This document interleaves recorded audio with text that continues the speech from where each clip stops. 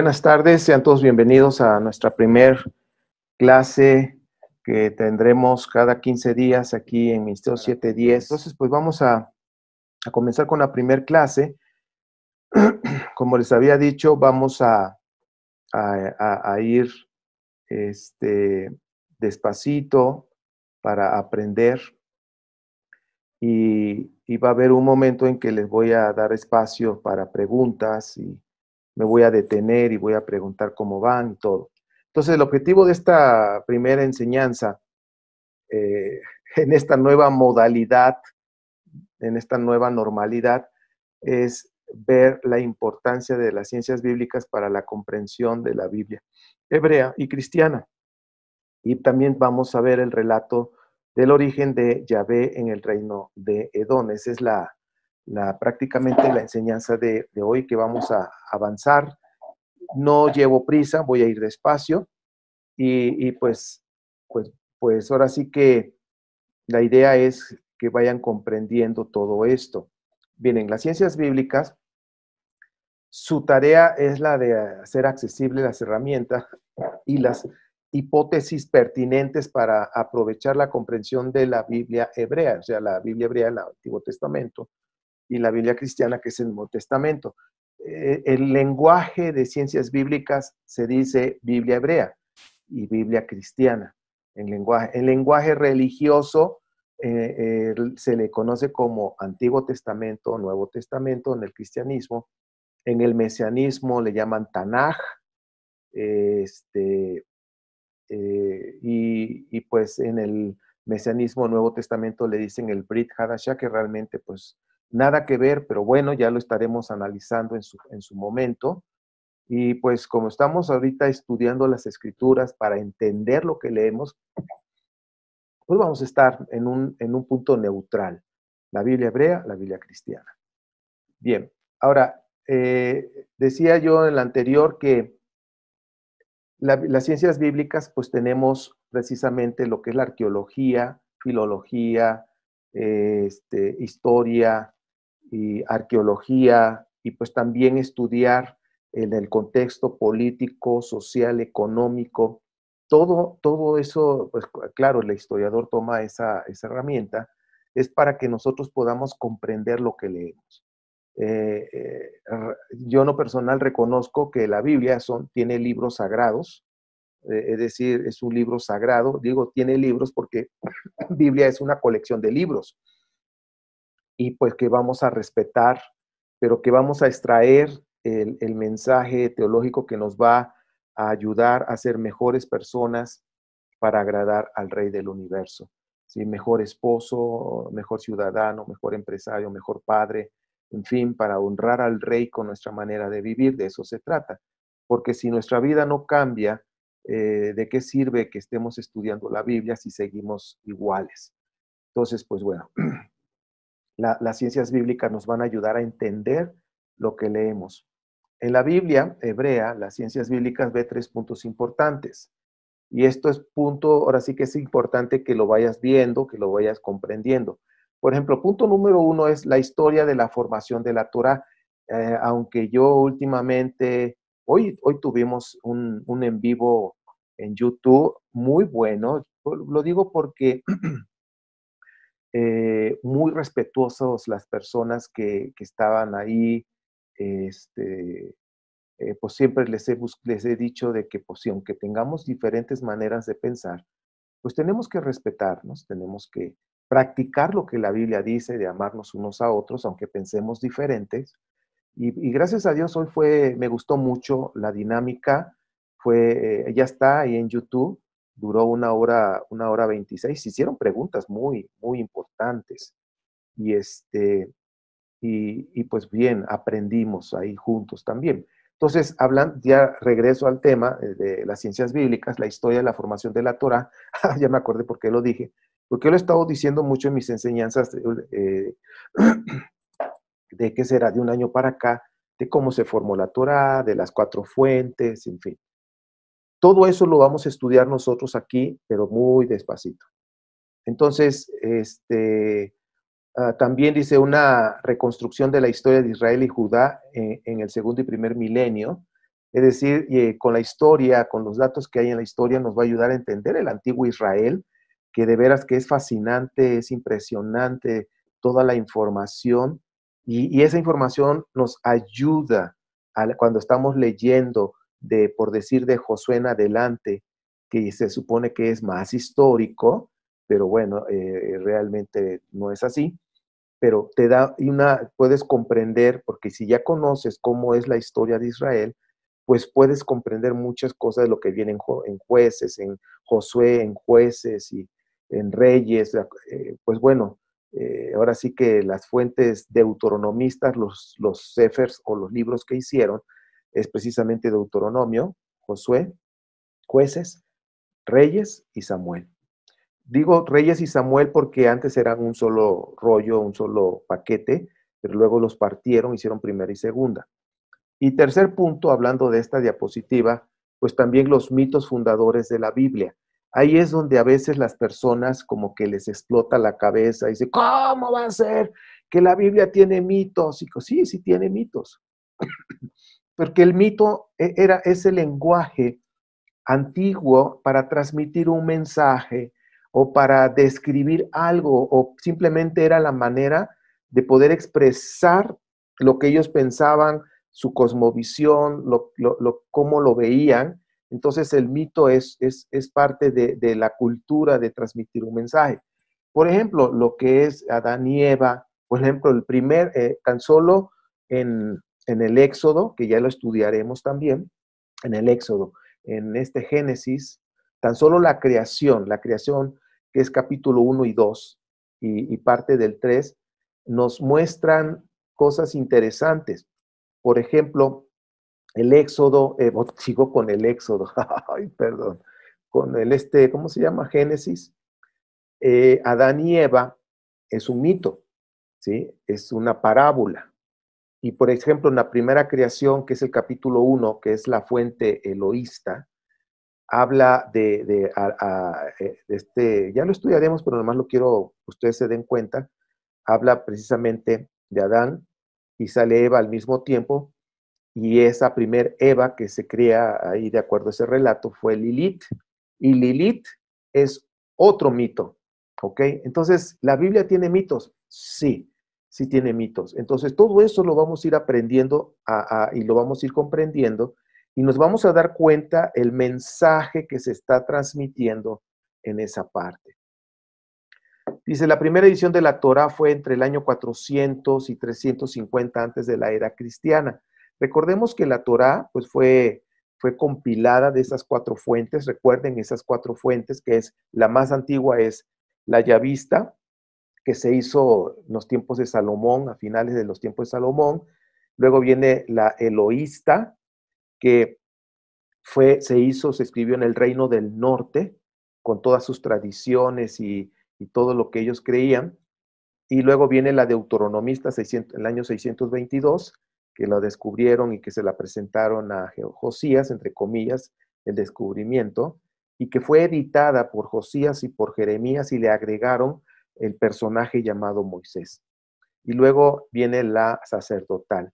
Esas cuatro fuentes se compilaron sus información, lo que tenían escrito, y la persona que hizo esa compilación y ese empalme, por eso se repiten algunas cosas en la Torah, y hay cosas como que no son congruentes. Se hizo precisamente en el exilio y a finales del exilio, ya en los tiempos persa, se terminó la Torá y pues bueno, y de ahí se presentó al pueblo, pues lo que está diciendo aquí, la primera edición, es decir, la primera que se escribió. Quiero decirles que todo ese tiempo fue también modificada, los libros que se fueron surgiendo y que se hizo un canon precisamente ya aproximadamente entre el primero y segundo siglo de esta era común. Bueno, bien, voy a desconectar el WhatsApp porque si no va a estar sonando bien, un segundo. Ok, seguimos con las diapositivas.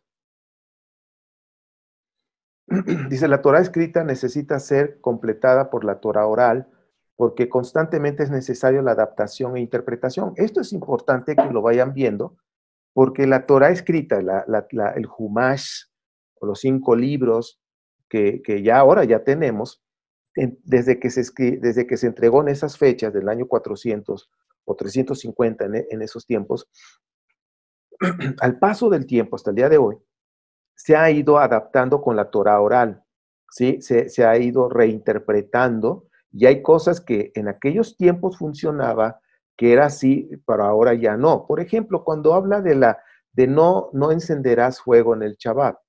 Entonces, hay una historia donde habla de que había herreros y que los herreros para poder mantener el fuego, porque pues tenía que ser un fuego fuerte para poder fundir, tenía que traer leña, buscarla, o tan solo para encender el fuego, era todo un trabajo.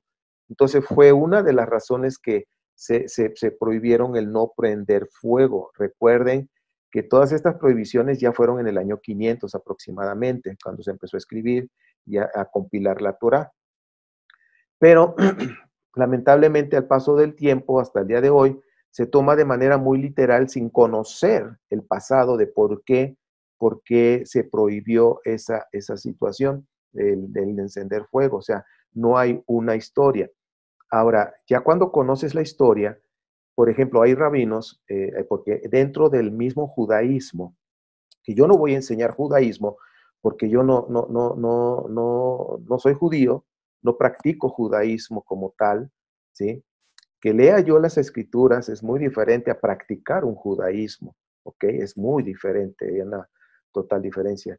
Entonces, había un rabino que una ocasión, comentando con él así en vivo, así que cara a cara, él decía, es que en aquellos tiempos el prender el fuego era algo por estas razones, aunque yo después lo verifiqué y encontré lo de los, ¿cómo se llama?, de estos herreros, y él decía, se tiene que ir adaptando en los tiempos algunas partes que vienen en la Torah. Entonces, los fundamentalistas, ya hablaremos de ese concepto, los fundamentalistas son, así en pocas palabras, son personas que creen la Biblia literalmente, así todo, literal, literal. O sea, tienen una fe total, literal. No le dan permiso a su cerebro a razonar. O sea, la masa gris no la usan para leer la Biblia, es solamente fe. Yo creo todo. No, pues, ¿qué es esto? No, pues yo lo creo. En lo personal, a mí me surgieron muchas dudas cuando empecé yo a leer la Biblia y más estos últimos 2 años tuve dudas que hasta que me atreví a investigar más a fondo, las dudas empezaron a disipar, salieron otras. Digo, bueno, pues seguimos investigando, pero me ayudó a entender. Y yo les decía en una ocasión que amar a Dios, después de estar estudiando con ciencias bíblicas, el amor que yo tengo para mi Padre Santo es mucho mayor, es más claro y sin tanto peso de religiosidad. ¿Ok? Siempre lo he dicho, a mí no me ha gustado la religiosidad.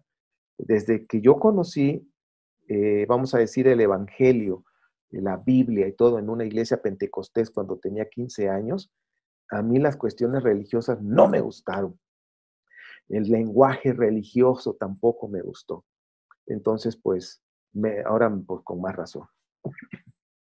Bueno, seguimos estudiando. Es bueno que conozcamos el mapa, ¿sí? Vemos ahí el Medio Oriente en el siglo XXI, como está ahora, que ahora la noticia de Arabia Saudita, que está haciendo de alguna manera relaciones con Israel. Pero fíjense, yo quiero que estén observando, en Israel mismo no están de acuerdo con estas cuestiones de amistad, vamos a decirlo. No están muy de acuerdo en todo esto, hay mucha controversia. En mi Twitter, si ustedes andan en Twitter, ahí soy un poquito más, platico más cosas abiertas, no lo hago tanto en Facebook porque las personas que siguen en Facebook son un poquito más religiosos y se espantan. Y en Twitter puedo expresar lo que pienso y, en fin, como tal. Y, y ahí puse yo a de una fuente muy, pero muy, muy seria de toda la controversia que hay. Pero nada más para dejarles ahí un comentario, ¿cómo fue que surgió esta gran hazaña de la relación de Arabia Saudita, como estamos viendo en el mapa, con Israel? Y estamos en tiempos de elecciones en Estados Unidos. Recordemos que Trump, cuando inició parte de su campaña y parte de su nuevo gobierno, cuando empezó a gobernar, una de sus visitas que él tuvo fue a Arabia Saudita, bailó el baile de la espada con los árabes. Entonces, siempre hay convenios. Esto es algo personal, no soy experto, pero qué casualidad que en los tiempos ahorita que están de elecciones en Estados Unidos, sale este gran logro que de alguna manera Trump tuvo que ver.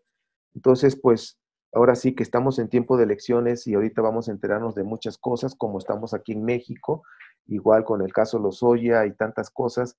Hay elecciones, siempre va a haber cortinas de humo, siempre va a haber situaciones. Y pues bueno, pero no con esto significa que es el fin del mundo. Ay, es que Arabia ya entró en paz y una paz aparente. No, no, no se vayan con la finta. Pongamos los pies sobre la tierra, estudiemos, analicemos bien las cosas de las escrituras, no lo veas literal. De hecho, Apocalipsis no lo he terminado de enseñar. Vamos en la enseñanza número 7 y vamos en breve la número 8. Pues bueno, ahí vemos Egipto, ¿sí? Vemos Egipto, está Sudán, lo que es parte de África, y luego vemos acá Irak de ese lado, Irak, Asiria o Siria, vemos Turquía, que era Anatolia en aquel tiempo, luego viene para allá atrás lo que está Europa, en fin, Irán, que es la antigua Mesopotamia, donde estaba Babilonia, y bueno, ahí en esa zona, lástima que no se puede visitar con libertad porque hay muchos conflictos, están los yihadistas, pero hay mucha historia ahí, mucha, mucha historia.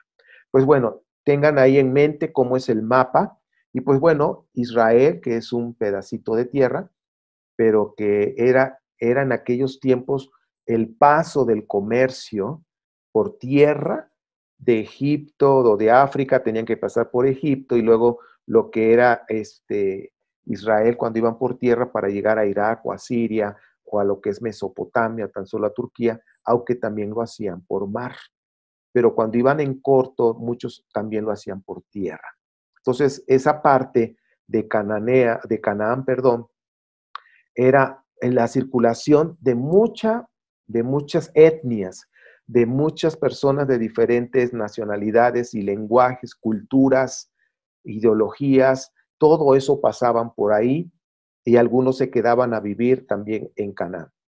Pues bueno, todo esto vayan considerando porque dentro de la historia nos va a servir para comprender todo lo que hay aquí. Bien. Ahora, aquí estamos viendo los mapas de acuerdo a los reinos, vamos a decir, de las tribus.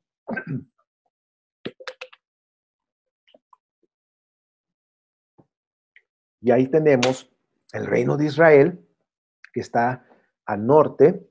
Ya estudiaremos todo esto de cómo se formaron las tribus. Y no es tal como nos los pintan o nos han enseñado, es totalmente diferente. Aquí vemos dos reinos que en ningún momento estuvieron unidos. Al principio, ya después, de acuerdo al relato, con la muerte de Saúl, se unieron el reino de Israel con el reino de Judá, el reino del norte con el sur. Tenemos aquí el reino de Moab, el reino de Amón, y después vamos a descubrir todas las historias que se han sacado acerca de Moab y Amón, que es el sobrino de Abraham, los hijos, y de cómo fue y por qué salió esa historia. Entonces, si en la Biblia hebrea vamos a encontrar muchas historias para poder explicar cosas que sucedieron. Ya tocaremos el tema de los patriarcas, que es interesante. El reino arameo de Damasco, el reino de Edom, Petra, en fin, muchos lugares ahí importantes, y luego están las tribus árabes a un lado, luego tenemos ahí los estados filisteos, y bueno, los filisteos que son griegos, igual que la tribu de Edam, El tribu de Edam es griega también. Bueno, el reino de Edom, ahí donde ustedes están viendo el mapa, de ahí en ese lugar, los chazus y los edomitas adoraban a un dios llamado Yahu, le decían Yahu. Incluso voy a ver si ven mi flecha, no sé si ven la flecha, pero aquí por esta zona, donde está la flecha que la estoy moviendo, por esta zona había una ciudad que se llamaba Yahu, o sea, tenía el nombre de Yahvé, ahora sí nosotros decimos Yahvé. Tan solo chequen el dato, el nombre del ministro de Israel, Netanyahu, termina en Yahu, ¿ok? Y todos los nombres, por ejemplo, Isaías, todos los que terminan en Ías, Jeremías, Josías, por ejemplo, Josías es Yosiyahu. Todos los que terminan en Ías, todos los nombres son, ahora sí que de esta parte de lo que es precisamente, ah, ¿cómo se llama? De Edom, del dios Yahu que viene de Edom. Entonces, pues bueno, de esto lo vamos a estar estudiando nosotros paso a paso. Permítanme que no puse en silencio el teléfono. Bien, entonces vayan ubicando los nombres y tan solo, por ejemplo, esto es en el reino del sur, ¿sí? Todos terminan sus nombres en Yahu, los profetas, ¿sí? Y los nombres de los reyes, por ejemplo, Josías, que era del reino del sur, Yosiyahu. Pero los del norte tenemos que terminan en El, ¿sí? Ezequiel, Betel, Peniel, y pues bueno, todos los nombres, ¿no? Y tienen que ver con el dios El. Betel es la casa del dios El. Entonces, si se dan cuenta, habían deidades diferentes en esta parte del norte, ¿ok? Bien, vamos a seguir avanzando. El norte y el sur, y aquí en el norte y el sur tenían diferentes dioses, y vemos entonces ya los reinos, el arameo de Damasco, el reino de Amón, el reino de Moab, el reino de Edom, el de Judá, el estado de los filisteos, el reino de Israel, los fenicios, los ugarits, toda esa zona. En fin, los ugarits son los primos hermanos o el hermano gemelo de los cananeos. Ahora, aquí vamos a entrar para ver esta parte, y ya después voy a hacer un alto para si hay comentarios. El Altísimo Supremo, miren, la humanidad tiene más de 200,000 años de existir.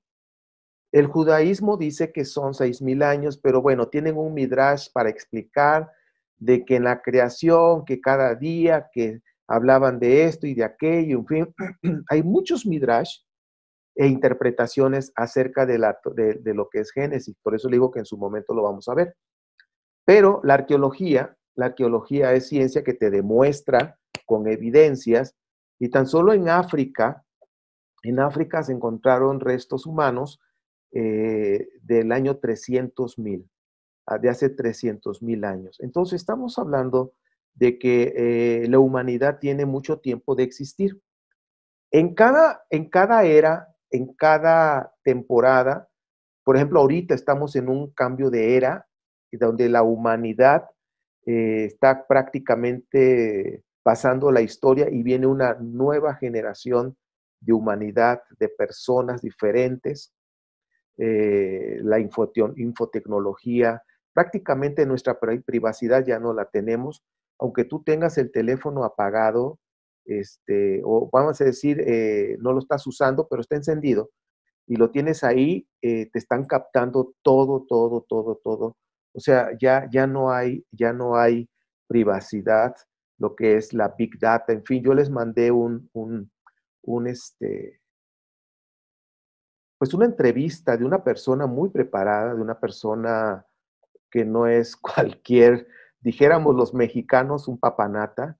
Es una persona que ha estudiado bastante y que de alguna manera ya lo había escuchado a Harari, a estos libros de Sapiens, que se los recomiendo, están en la biblioteca de M710 en Facebook, de Sapiens, el cómo vivir el siglo XXI, y también el de Homo Deus. Son 3 libros que es un historiador de allá de Israel. Y pues bueno, están muy buenos esos libros. Bien, menciono todo esto porque en estos historiadores precisamente de Yuval Harari, habla de cómo ha sido la creación, los años, cómo han ido apareciendo a través del tiempo. Y vemos que la Biblia en algún tiempo habla de la tierra plana, porque esa era la cosmovisión. Y hoy actualmente siguen habiendo personas que creen que la NASA nos engaña, que la NASA nos lavó el cerebro para ver la tierra redonda. Pero bueno, hay un sistema solar, hay evidencias de que hay otros planetas que son redondos y el por qué nosotros no. Y los satélites con sus fotografías, en fin, muestran una tierra redonda. Pero en la antigüedad veían así la tierra. Ahora, si la humanidad tiene, y eso es lo que han descubierto los científicos, de un promedio de 300,000 años, vamos a pensar de 300,000 años que tiene la humanidad, que de alguna manera empezó a existir la humanidad. Y por yo en lo personal estoy súper convencido que todo el universo no es una casualidad, tiene que haber un creador. Y para mí es el supremo rey del universo, como lo puse aquí, el altísimo, supremo, el rey del universo. Que yo simplemente le digo Padre, Padre Santo, Padre Eterno, Abba, ¿sí? Y Él es el creador de todo. Entonces, vean cómo en la antigüedad veían al mundo y cómo es en la actualidad ya con toda la tecnología y con todo lo que han podido descubrir, cómo es en nuestro sistema solar. En la mañana me hacían una pregunta que si había existencia, que si podría haber existencia en otros planetas, en otros sistemas. Y en lo personal, digo, la Biblia no te da, aunque dice que la Biblia dice que hay personajes de otros planetas, es posible que tenga que ver con lo de Ezequiel, con la revelación que tuvo Ezequiel en el capítulo 1, pero lo que es el capítulo 1 de la Merkabá, que es en los términos de la Kabbalah, ya son estudios cabalísticos, que yo no estudio Kabbalah, pero he escuchado a Mario Sabán en sus ponencias hablando de esa parte, aunque no dice que hay otros seres en otro planeta.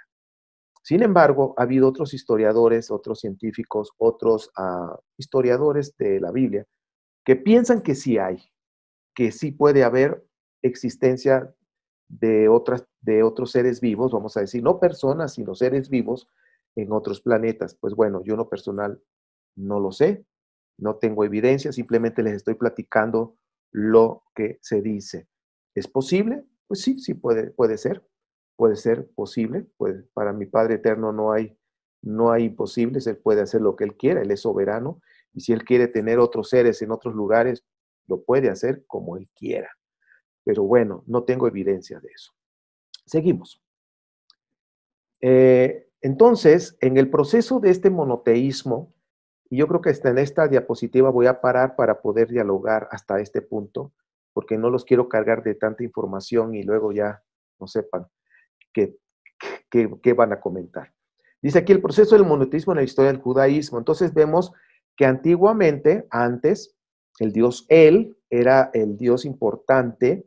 De hecho, el dios El del año 3000 hasta aproximadamente el 1500 antes de la era cristiana, el dios El era el dios más importante. Ya después empezó a decaer su fama y popularidad, y ya de acuerdo a las creencias de los cananeos, recuerden que los israelitas son cananeos, eso los vamos a estudiar después, ¿sí? Lo vamos a comprobar con la historia, son cananeos, nunca salieron de ahí, siempre estuvieron ahí, los israelitas.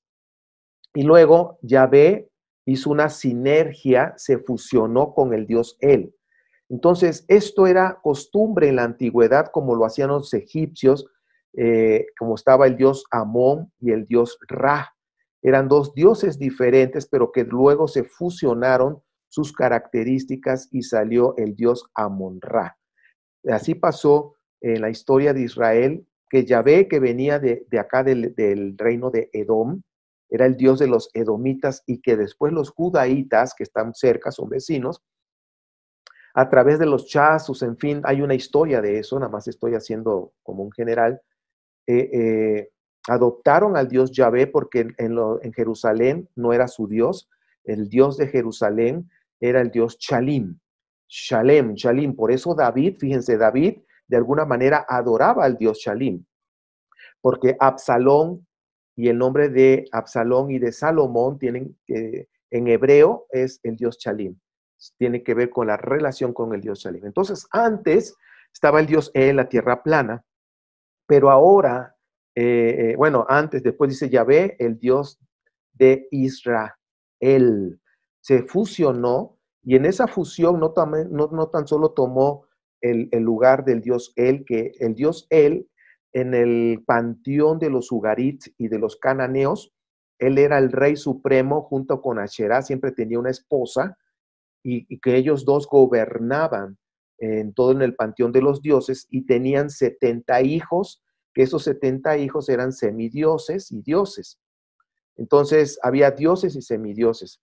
Entonces, cuando ya después del exilio, que Yahvé se fusionó con el Dios y ya no era tan solo el Dios de Israel, pasó después a ser el Dios de toda la tierra, como dice aquí, después del exilio, y tomó las características del Dios de Baal, de Asherá, ¿sí? Tomó todas sus características y por eso después del exilio empieza el monoteísmo. Entonces, todo esto es un proceso que lo vamos a ir estudiando para entender y precisamente el relato de la Biblia hebrea nos muestra qué es lo que hay ahí en lo que estoy hablando precisamente. Bueno, voy a parar aquí para poder escuchar algún comentario hasta este momento y para no atiburrar de tanta información. Y pues bueno, vamos a esta grabación la vamos a poner para el grupo y pues vamos a empezar a leer lo que es el libro del Tomás Romer, ¿sí? Del judaísmo, precisamente que se llama Monoteísmo y Poder. Y vamos a empezarlo a leer para poderlo comentar en la próxima clase y vamos a ir avanzando con todo lo que conlleva. Vamos a dejarla hasta aquí. Yo dije que íbamos a ir muy despacio. Entonces yo creo que es importante que tomemos en cuenta todo esto y quizás puede decir, oye, ¿cómo va a ser posible que se fusionó? Pues sí, así es la historia, así lo muestra y así está registrado y lo vamos a descubrir. Entonces ahorita pues nada más es poder repasar esta sencilla y pequeña clase y vamos a empezar a leer los primeros 2 capítulos, como es cada 15 días, para poder leer un capítulo por semana, para tampoco presionarlos. Vamos a leer los primeros 2 capítulos del libro de Tomás Romer, Monoteísmo y Poder. Tomen, hagan notas de lo que van comprendiendo para que cuando vengamos en la próxima reunión puedan comentar si hay comentarios. Entonces, pues bueno, por mí, si no hay preguntas o comentarios, por mí es todo por hoy. ¿Algún comentario? Todos, bueno, aprovecho antes a Jaime y a María, saludos hasta Texas, Efrael y Cristian, que los tenemos aquí cerquita, pero pues ya tenemos ganas de verlos y abrazarlos a todos también. Hola, hermano. Jaime, hola. Sí, yo sé que ya lo tomaron ustedes, pero es un repaso para ustedes. Van a confirmar, les aseguro a Cristian también y a Efrael, que ya también ya lo estudiaron, pero yo les aseguro que vamos a aprender más cosas, se los aseguro, porque si tenemos esa actitud de aprendizaje, yo estoy convencido que voy a descubrir más cosas en este repaso. Yo lo sé. Y vamos a leer de nuevo el capítulo 1 y 2 y vamos a aprender más. Entonces, la tarea es esa, del capítulo 1 y 2 de Tomás Romer. Voy a poner el libro ahí en el grupo para que lo puedan empezar a leer. Y no es muy caro en caso de que lo quieran comprar en Amazon también. Pero bueno, ¿algún comentario o saludo antes de que nos despidamos? O agregar algo. Y Cristian, adelante, estamos grabando. Sí, ahora que vemos esto por segunda vez y que me tocó compartir la enseñanza del templo, y aprendí ahí mismo, mientras preparaba la enseñanza, aprendí el tema de cómo los dioses se fusionaban allá. Ahora me llamó mucho la atención que esto de que Yahvé se fusionó con él, ¿no? Que él se fusionó con Yahvé. Entonces ahora entiendo un poquito más cómo viene eso de las fusiones de dioses, que ya venía manejándose desde Egipto, ¿no? Así es, mi querido Cristian, así es. Qué tremendo es Egipto, pero bueno, quiero decirles que era una costumbre de aquellos tiempos en cuanto a las mitologías. La mitología tiene que ver con dioses. Y a veces pensamos que mitología, los griegos. No, hombre, tenemos a los de Sumeria, los acadios, los de Babilonia, estos Ugarit, Asiria, o sea, todos tenían sus mitos. Vamos a descubrir muchas cosas en esta enseñanza. Entonces, pues bueno, la verdad que es que debemos estar abiertos a seguir aprendiendo, a seguir eh, leyendo. Entonces, recordemos la tarea que es Tomás Romer, Monoteísmo y Poder, capítulo 1 y 2, y en la próxima, en 15 días, nos reunimos, seguimos con esta clase, la dejamos, nada más dimos una parte porque dijimos que vamos despacio, y ya en la próxima continuamos, y yo estoy seguro que se va a enriquecer más todavía, porque ya leyeron el capítulo 1 y 2, ya tienen notas para poderlo ver. Esta enseñanza la voy a colgar ahí en YouTube, para que la voy a colgar, así como si fuera ropa, la voy a colgar y para que más personas puedan tener acceso y puedan estudiar con nosotros. Ok, mis queridos hermanos. Entonces, voy a despedir la grabación, pero no la transmisión, no se vaya.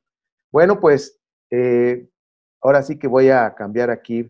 Esta es la primer clase que vamos a tener de este estudio. Vamos a estudiar el monoteísmo de Israel. Paso a paso lo tenemos en vivo con el grupo de 710 de aquí de Pachuca y de otros más que están con nosotros. Y estén pendientes para la segunda clase. Ya vieron las indicaciones de que hay lo que hay que leer.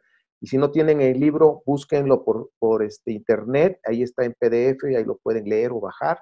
O también ahí en Facebook en los libros con Ministerio 710. Pues bueno, nos vemos pronto. Bendiciones y Shabbat Shalom.